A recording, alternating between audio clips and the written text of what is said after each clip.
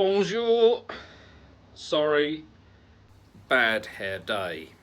So this is where it all starts. You would have seen my community post, I want to say, on YouTube. I think it's a community post. Some of you mocked me for my crayon-esque 2-year-old drawing, but I can assure you that all great plans start on a whiteboard with a shit drawing.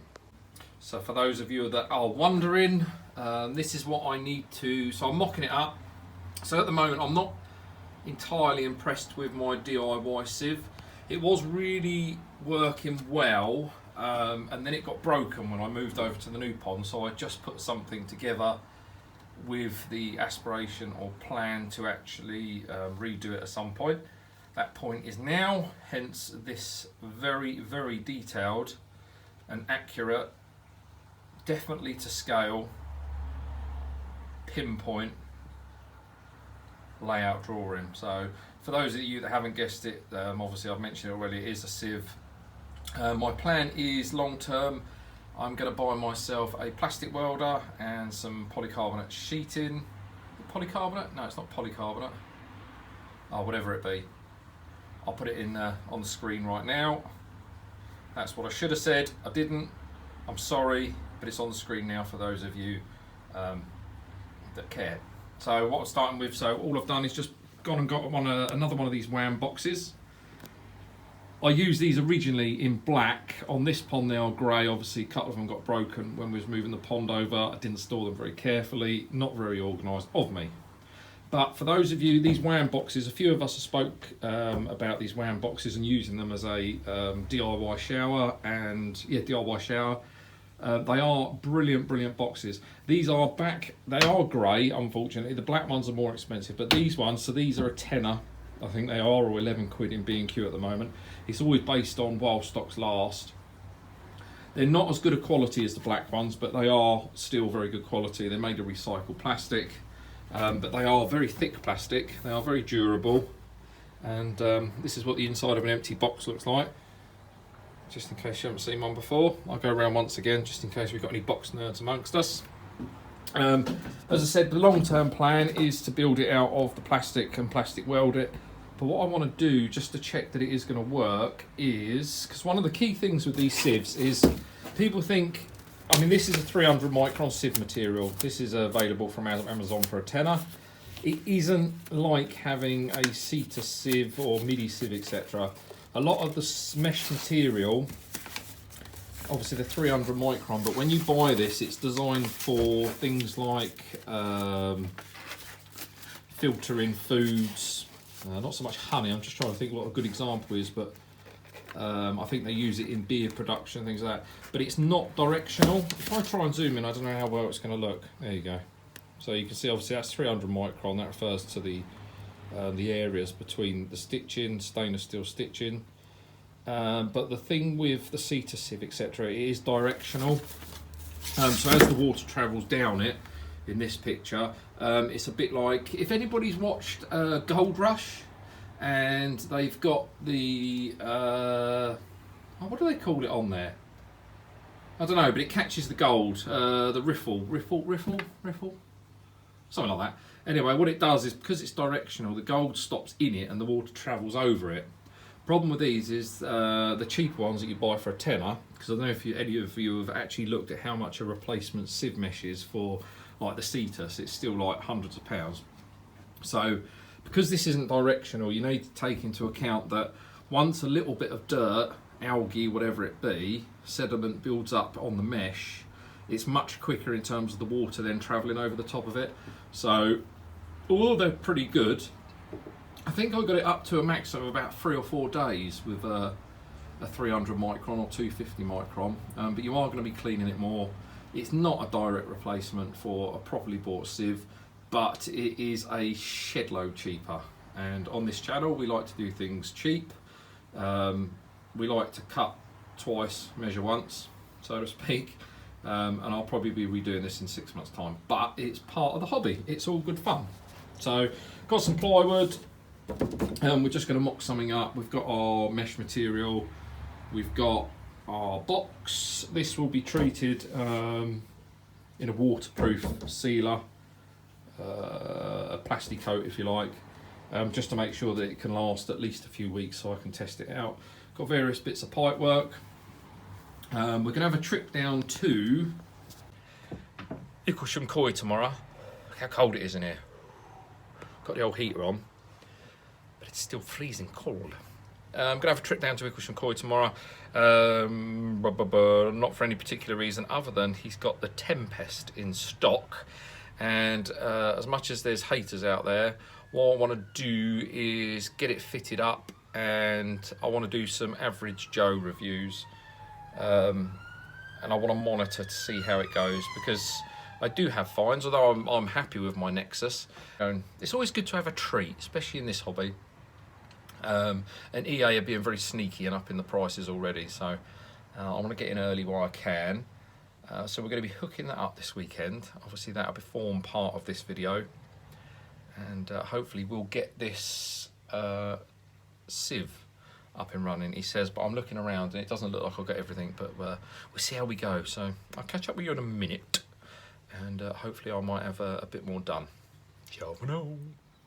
With the old angle grinder, obviously this is where the water's going to come and sit over the top of the 300 micron material. So rather than drill holes, just to try and get a bit more of an even effect, just took the old grinder to it, didn't I? Excuse the white, B&Q's crap, only sells white now. Couldn't even get black. There we go. I must stop starting videos with "there we go." There you are. Here you are. So the usual holes drilled in the bottom of the box just to make sure the water can go through. Just a bit of 40mm flexi onto a 90, and then obviously onto a tank connector the other side. What that means is, if I can find, this is what happens to your workbench when you're doing something. But somewhere on here, and by that sound, guys, yeah, that was it going on the floor. As you can see, lots of holes have been drilled. And that just means what I can do is just do that up, so nice and tight. So that means any crap that's going in here, that's going to hold in there, and then it's just a case of undoing the cap, he says, once it's done. So all the stuff's outside drying with a gel coat. I want to give that as much time as possible, and then I need to drill the hole, and then I think we're nearly there, so I'll be back in a bit. It ain't pretty, but hopefully it's functional. So this is, I've left this slightly loose, obviously I want this to weigh down as the water trickles down through to all. So that's a 300 micron, excuse that, my mistake, ripped it. Be careful with this stuff, cuts hands and rips easily, so yeah, be careful. If I could, in a 300 micron, I would have got it in the nylon, the plastic, the white plastic, like you see them squeezing out fruit and things like that, ciders, and but doth I couldn't. Bonjour, the weekend is finally here, which means it's pond maintenance day, so look at them all waiting for food. We got a flasher this morning, obviously not literally. Yeah, gonna have to get him out for some scrapes later on. It's fairly active, but worth checking this time of year. So what we're going to do is we're going to get the Nexus cleaned out, and then it's connection of, or connecting the Frankenstein's monster, or Frankenstein shitbox. So we're going to get this dismantled, the old sieve, and get the new one on. So obviously the fry tank has moved, so what's left of the small fryer indoors, this is now back, needs painting. I was lazy, as you can see. So if you remember, that's where the grow-on tank used to be. With the high energy bills, that's now gone. Yeah, and we're back to a bit of a storage area, so yeah, had to move some electrics. But yeah, so that's done.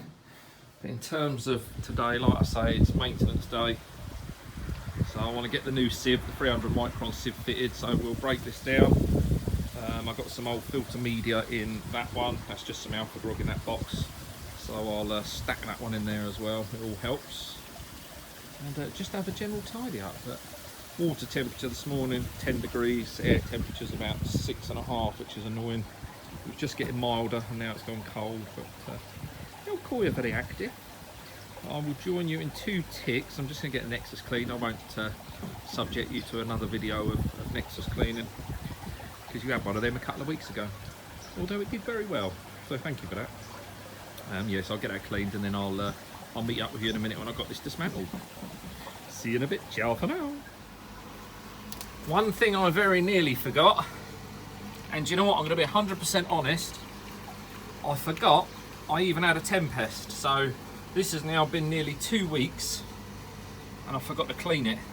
How can you forget that you've spent 269 quid on a bit of plastic? But if we have a look inside, hopefully it's a focus up. So, I'll say it's been running a couple of weeks. Got some green going on there, but there's certainly plenty of fines, but this will be the first week.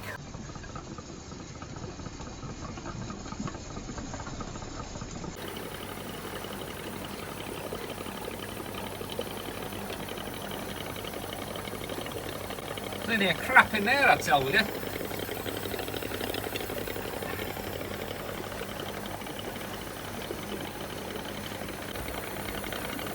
Out of interest, if you've got one of these, how many times are you having to empty it to actually get the media to clean? And does it get better as the filter media matures? Because I've had to give that 4 boils to get what I would consider clean. Yeah, bit of a pain. So 4 boils later, and I would say that's much cleaner. I didn't get to, I was hoping to bowl up the water that came out, but the drainage is all hidden down the side, so I haven't bothered. But yeah, that's clean now. It's certainly catching some rubbish, some crap. So yeah. And in terms of the pond, you can't really see because the air's on. But my overall conclusion is going to be build quality. I'm going to give it a 6, I think. Let's go with a 6. So ease of installation. Let's go with an 8, because it's not the hardest thing in the world. It's just hooking it up.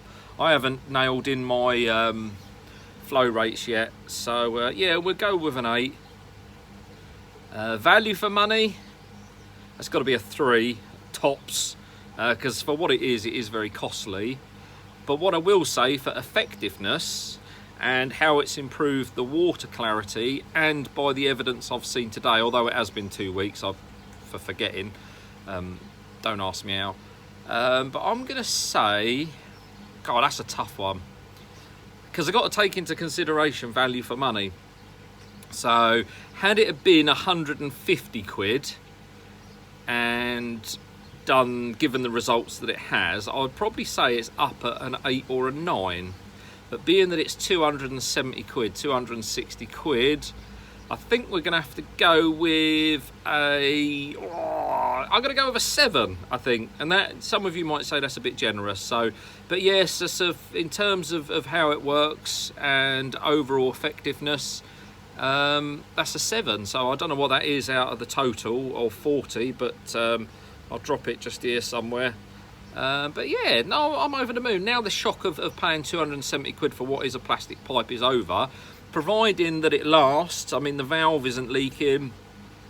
Touch wood, I've had no other issues with it. Like I say, the build quality is okay. The brackets are crap, you got to ditch those. But yeah, once the initial shock of spending the money is over, actually, if it lasts a good couple of years, then hey, it's a thumbs up from me, I think. So if you're thinking about getting a Tempest, yeah, why not? If you've got the spare money, do it. If not, there's a guy I think on Facebook at the moment that's making them. I don't know what the prices are. Or go and see Righty and build your own. But if you're lazy like me and got lots of other things going on at the moment, yeah, the Tempest overall, it's a thumbs up. So I'm going to go and get on my cleaning, and then I'll see you up at the old Sieve. All right? Yeah, bye. So we've got everything stripped down. The media is actually nice and clean, which is good to see. It means the sieve that I had was doing something. Obviously there's a new one, just got a bit of jack mat in the bottom, just because I've got it. What I'm taking the time to do here is just with some potato sacks. I'm putting my Alpha Grog in it, because Alpha Grog's alright, it's cheap, and for me, up until now, it's done the job. So I can't complain, but if you look at the scars all over my hands, I don't know if you can see that, just from doing it today, the cuts and grazes, it's not something I want to be doing in future. So I think actually what I'm going to do is I'm going to have a word with the Oxford Dictionary. Have a word with the Oxford Dictionary, no pun intended there, sorry. But yeah, there's a new phrase, Alpha Grog hand. Because the way this stuff rips your hands to shreds is a nightmare. But in total there's there's about 60-70 kilos worth of Alpha Grog in these boxes. Time I had that over there, so for the cost, or the very little outlay, I'll say it seems to be doing the job. But one day I'll upgrade to something a bit more expensive and a bit more effective, but needs must, and cost etc. At the moment it's pound for pound, it's doing its job. So yeah, we're just going to get that on there. Obviously I have the frame, the covers that I built for it, so I've just taken the back off. All the mankiness in there, giving everything a clean. I've actually dropped a massive nugget. So last week I noticed the pond was getting a bit green, and I thought, I've got a 55 watt UV, I'm going to have to upgrade that.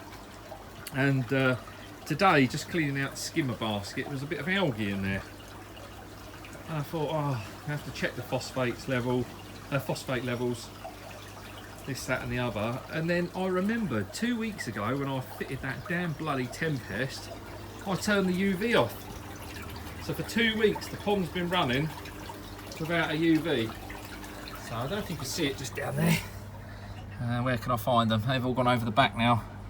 You have to excuse, it's a bit misty. I've just had the broom in there doing some cleaning up. Hello! But yeah, you can certainly see that green tinge to the water, so it shows how effective a UV is. Like I say, on this pond I've just got 55 watt, and I always feared that it wouldn't be quite strong enough. But if you just look on the bottom there, so that's 2 weeks. 2 weeks! So a lot of that algae is actually loose on the bottom, which is annoying. But just in the distance there, you can see all the little cherry bulbs. So they were added to this pond last week when I dropped the grow on off. So yeah, I'll just upload a quick video here of when we put them in.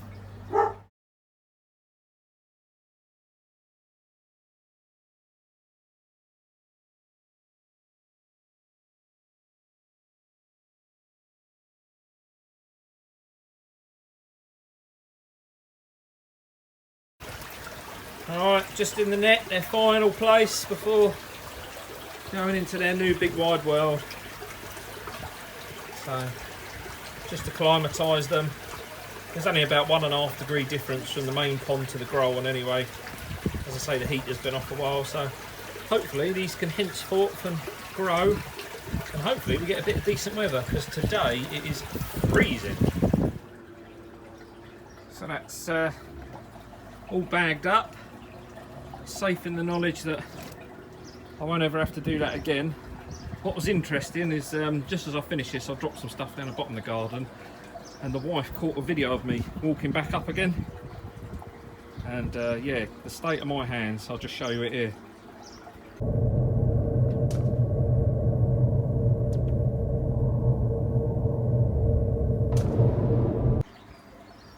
Right, we're all together. It's I suppose there's nothing to do but finish my tea. We'll keep calm and hope this bloody thing works. If not, I have kept the old one just in case. failing that, I've just had a thought. What I thought would be quite nice is down here, where my skimmer comes back out of the wall. Oh, excuse me. There's no reason I couldn't have a gravity-fed sieve. Oh my god! Yeah, there's no reason why I couldn't have a gravity-fed sieve, and then feed back to the pond that way. That would be quite nice. Yeah, we shall see. Right, here we go. Uh-oh. Bloody working!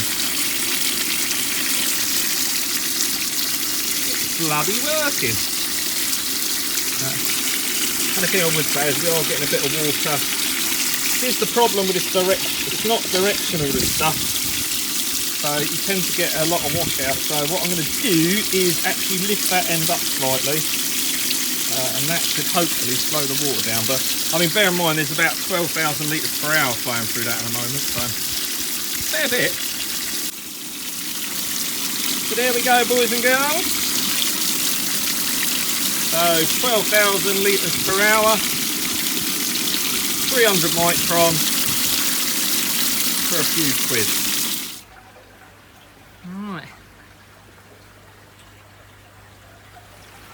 So for another week, that's clean.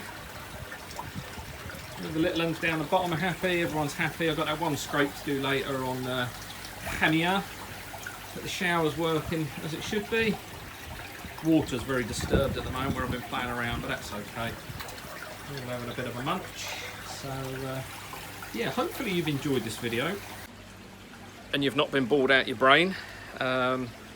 Please, for future reference, I said at the start of this video, bad hair day. Any videos you watch of mine, please just assume that it will be a bad hair day. It's probably easier if I notify you when it is a good hair day. That'll obviously save me a lot of speech. So yeah, enjoy, have a good weekend. The sun is out, they give rain tomorrow, but we're off for afternoon tea and lunch, so that'll be lovely. But yeah, from the Koi and myself and shite bag dogs. Ted? You say goodbye? You say goodbye, Ted, now. You say goodbye. Speak. Who's there? Who's it? Who's it? Who's it? Stay safe, won't you? Take care now. See you later. Just before we go, 2 hours of running. Look. Disgraceful. Mind you, I think a lot of that is algae based because some dickhead left the UV light on. Say hi, Ev. Hey, my grass.